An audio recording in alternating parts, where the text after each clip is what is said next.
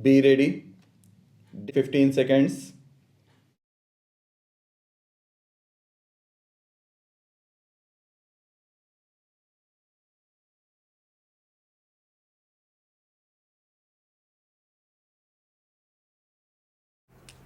In the judgment, it is seen that the Supreme Court held it is the distributor who can refer the matter to arbitration and not the respondent, and as such set aside the judgment of the High Court appointing the arbitrator.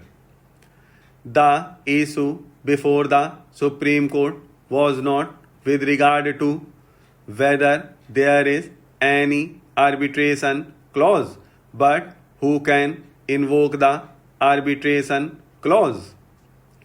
This judgment is not applicable to the facts of this case.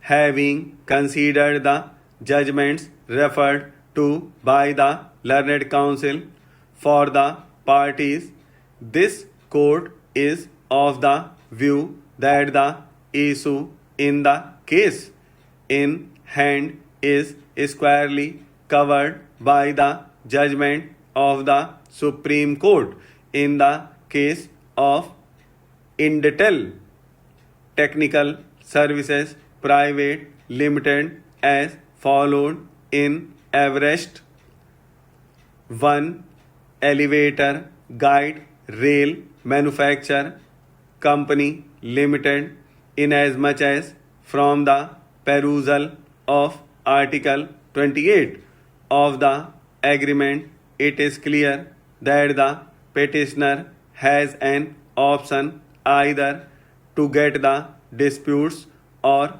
claims or differences adjudicated through the jurisdiction of the court or by way of arbitration in accordance with the provisions of the Act of 1996. The fact that the petitioner has filed this petition, it must be held that it intends to get the disputes settled through the process of arbitration. It is also not the case of the respondent, either him or the petitioner had earlier invoked the jurisdiction of a civil court. I also find from subclause 2 of Article 28 the intention of the parties is to refer the disputes to the arbitrator with regard to any dispute concerning accounting matters, and one of the claims of the petitioner is of non-payment of management fees, which is an accounting issue.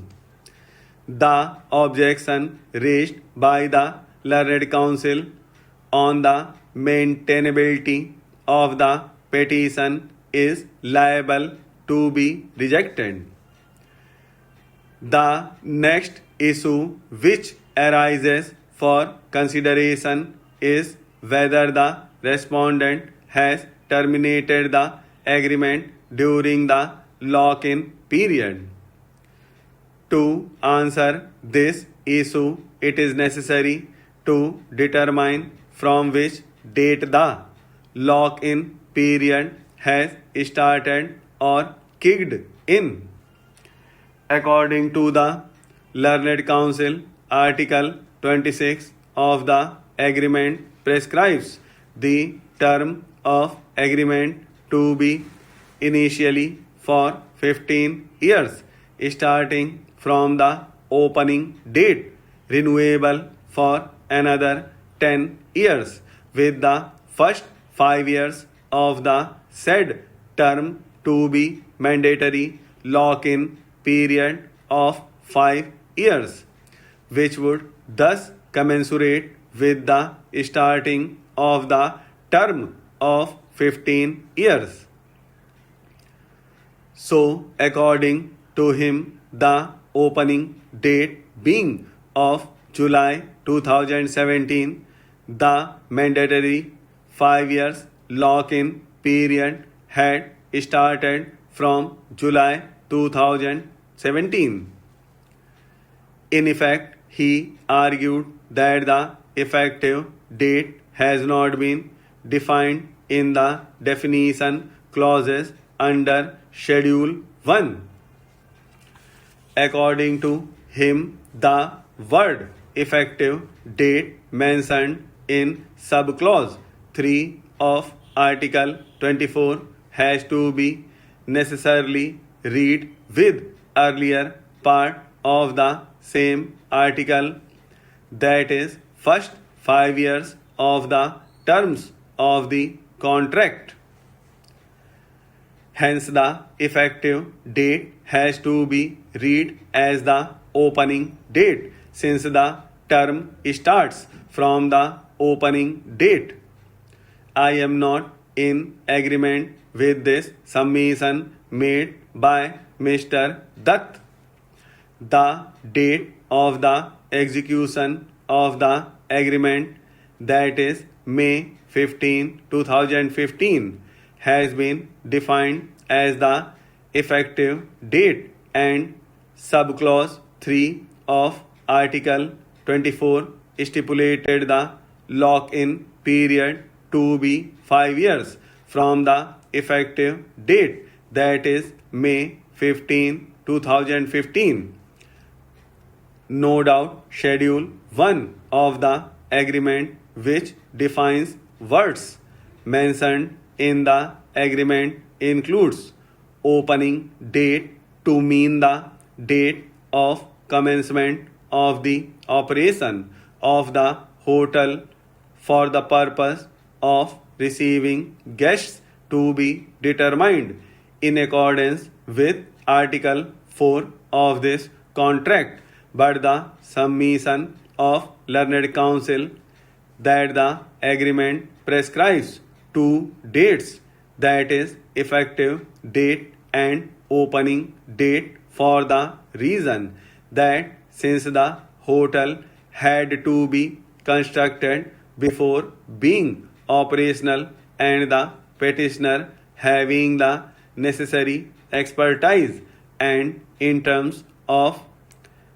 recitals 3, 4, 5 and 6 read with Article 2 is required to provide professional advice regarding architecture, engineering, interior designing, furnishing, etc. from the effective date for which the petitioner was paid rupees 15 lakhs by the respondent for pre-opening services in consideration of the management fee promised to be paid by the owner is appealing.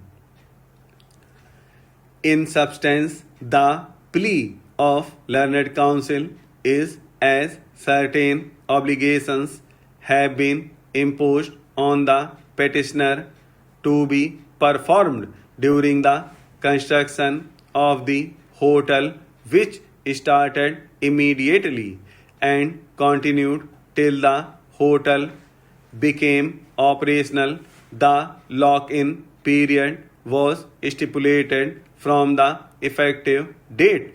In fact, I find it is the case of the petitioner itself in para 19 of the petition that it had expended considerable time and resources in giving technical inputs, detailing and designing inputs which the petitioner has acquired over a period of time towards the construction and execution of works in the hotel.